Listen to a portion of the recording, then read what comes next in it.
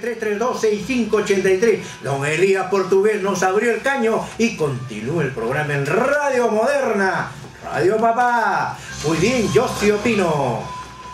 Bien, entonces estamos con don Ismael León Arias, que acaba de meter un par de fuetazos a Armando Villanueva, donde está se firmaron exacta, ¿no es cierto? Donde que aparece la página 11, que luego un José Olaya se la comió y la IPC no quiso pagar un centavo para el Perú, a pesar que se la llevaba toda, se llevaba el poncho y la guitarra, como se dice en forma criolla, hasta que apareció don Velasco Alvarado y pateó el tablero y dijo: acá las cosas en su sitio. Muy bien, don Ismael León Arias. Ya estamos, por si acaso, estimados radioyentes, ya estamos con otro importante periodista peruano. Herbert Mujica Rojas ya está sentado aquí en cabina de Radio Moderna y en breve lo estaremos entrevistando, porque también pudo haber sido víctima de toda una política de amedrentamiento en contra de los periodistas independientes. En breve con Herbert Mujica. Don Ismael, la dictadura y las democracias desde el 80 para el adelante. En la dictadura, o en este caso Velasco Alvarado y las democracias, ¿qué tendría usted que comentar? Bueno, para empezar quiero señalarle que el gobierno militar de entonces, que duró 12 años, fue dirigido por dos generales. Del 68 al 75, Juan Velasco Alvarado. El Chi. Correcto. El 68 al 75 se dan los cambios, unos bien hechos, otros regulares y otros mal hechos. El tagnazo de Morales Así Bermúdez. es. Eso termina en agosto del 75 con el golpe de Morales Bermúdez, a quien Basadre llamaría el felón. El felón. Ahí está escrito. Eso significó que casi todos los procesos de cambio iniciados por Velasco en los 7 años anteriores empezaron a revertirse, a tergiversarse, o sea, la tortilla empezó a voltear. Así es, empezaron a devolverse algunas haciendas, empezó a neutralizarse la reforma agraria, empezó otra vez lo de siempre, a gobernarse para los de arriba, lo que viene ocurriendo hoy. Bien, esa es la primera gran diferencia. De ahí en adelante, ya cuando las protestas contra el gobierno del felón eran intolerables para el país, Morales Bermúdez, cuando ya el país no daba más, se vio obligado. Mandó cerrar Monos y Monadas, me acuerdo. Mandó cerrar Monos y Monadas, deportó mucha gente, claro que sí, claro que sí.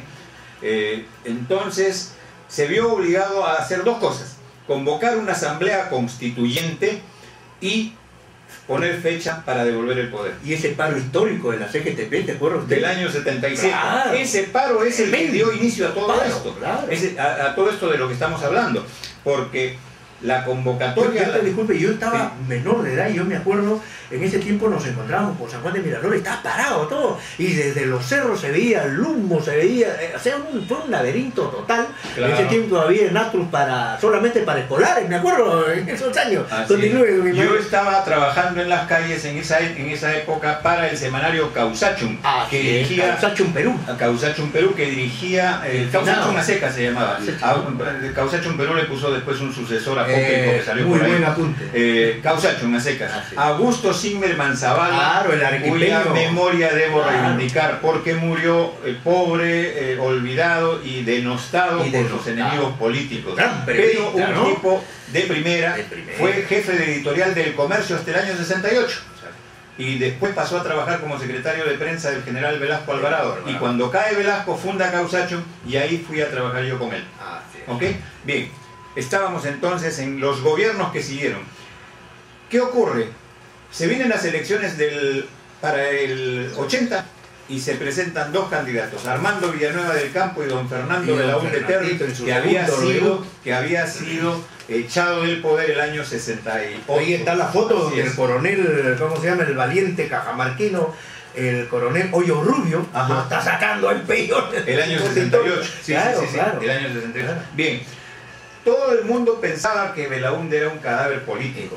Bueno, no hay cadáveres en política. El año 68 Belaúnde volvió y triunfó sobre un APRA que hizo una pésima campaña, porque Armando Villanueva del Campo, que en esa época prometía volver al gobierno, pero para no desarmar las reformas, ojo, él tenía prometido, y lo decía en calles y plazas, que no desarmaría las reformas hechas por los militares, ¿no? O sea, hizo una mala... ya con las uñas cortadas. Así es, así es. hizo una mala campaña. ¿Por qué? Porque la campaña decía armando es la fuerza. Y lo que la gente quería olvidar era la fuerza, porque eran 12 años de gobierno de fuerza, pues. Y entonces Belaúnde faltó cerebro, faltó asesores, faltó inteligencia, y lamentablemente Armando y pierde. Gana Belaúnde el año 80 y empieza un gobierno en el que la verdad es que yo no tenía ninguna esperanza. Yo no tenía ninguna esperanza. Bueno, ya lo conocía, ya sabíamos quién era, en fin. Y además los tigres que venían con él, Manuel Ulloa Elías. Oiga usted, una joyita tremenda. Ahí aparece Pedro Pablo Kuczynski. Ahí aparece en el Ministerio de Energía y Minas, lo recordamos bien. Oiga usted, quiero recordarle un par de barcos que hasta hace poco el Mantaro y el Pachitea, frente a la Rada del Callao. El Mantaro y el Pachiteo. Tremendo escándalo. Símbolo de la corrupción. Nadie fue tocado con una citación. Nadie. Ni con el pétalo de una. No, por favor. Don Imael, nos gana el tiempo, la jefe de producción nos hace señas. La pregunta, el periodismo. El periodismo, ¿cómo está usted viendo el periodismo con su experiencia? Usted es un hombre trejo, experimentado, toda una institución del periodismo nacional. ¿Cómo está viendo la situación del periodismo hoy, en este sistema? Pero una llamada, ¿aló? Nombre y dirección, nombre y distrito, por favor. Señor, quisiera que me trataran de ignorancia, porque soy del pueblo. Y nuestros medios no nos alcanza para la gran cultura que tienen los congresistas.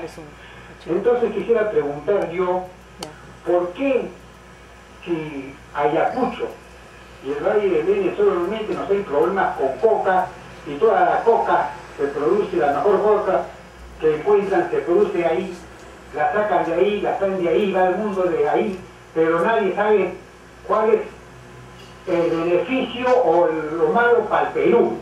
Pero se sigue protegiendo a Ayacucho, no se termina con la coca y con la poca gente cocaína que hay allá. ¿A quién beneficia? ¿Quién se beneficia con esto?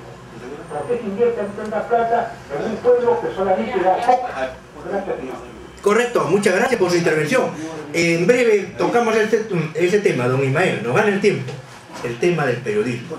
¿Cómo ve usted la situación del periodismo hoy? Bueno, usted ha manejado la República y nosotros estamos bien descontentos con el manejo de la República, con Gustavo Mome Chicho, el hijo. Y yo, sí, claro, seminario, claro.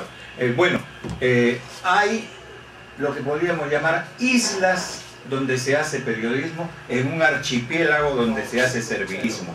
Frase feliz. Una de esas islas, no lo digo por pasarle la mano ni por sobonearle, amigo del Castillo, es su programa. Hasta que no me cierre, ya se viene el programa cerrado. Otra isla es, ya sabemos, los domingos en la noche, César Gil. César Gil, bendita sea. Otra isla, renegándonos, ahí está. Otra isla, el diario La Primera. ¿Ok? Tal vez haya algunas más, en provincias hay más y han cerrado varias radios. Este gobierno ha cerrado, para empezar, cerró 2 radios en Ica, cerró una en Chimbote y hace poco cerró una en Tacna. Entonces, a las islas las está inundando el gobierno allá donde puede hacerlo. En Lima no, porque hay mucho roche, pero el resto no podemos hablar de periodismo. Hablamos de cortesanismo, de mayordomaje, hablemos de cualquier cosa, pero de periodismo. Ese es un periodista que sabe graficar las cosas con la palabra precisa. Muchas gracias, don Imael León. Hasta una próxima oportunidad y seguiremos siempre consultándole los temas que usted conoce. Muchas gracias.